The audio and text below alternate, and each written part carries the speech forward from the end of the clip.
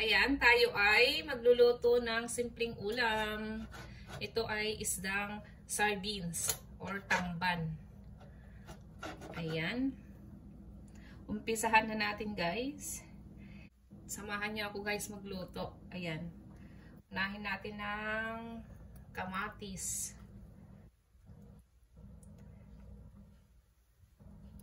Kamatis. Masarap pag may kamatis. Ayun. Sibuyas. Then, garlic. Tapos, lagyan natin ng whole corn pepper. Fish sauce. Siyempre, kailangan ng vinegar.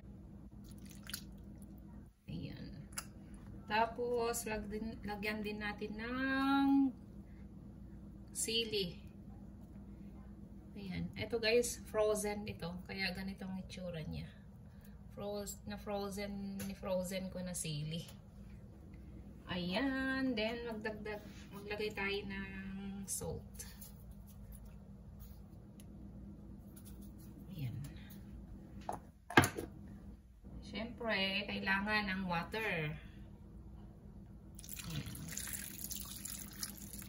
1 cup.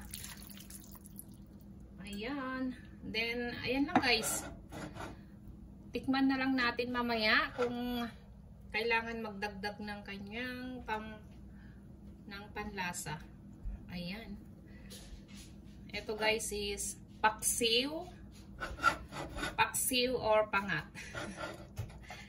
Kasi naglagay ako ng kamatis. Ngayon lang ako nagpaksiw ng may kamatis. Ayan, lutuin natin to, guys, ng 25 to 30 minutes. Ganun lang kasimple, guys. Ayan, guys, after 30 minutes, luto na ang ating paksiw na sardines. Ayan, nagdagdag pa ako ulit ng konting water. Kay ang aking mister ay mahilig sa sabaw. Paksiw, pero gusto niya may sabaw. Ayan. Tikman nga natin, guys. Sarap. Hindi na natin kailangan magdagdag, guys, ng ingredients. Okay na.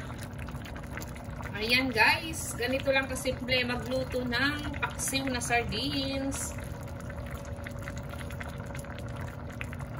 After 30 minutes, luto na agad.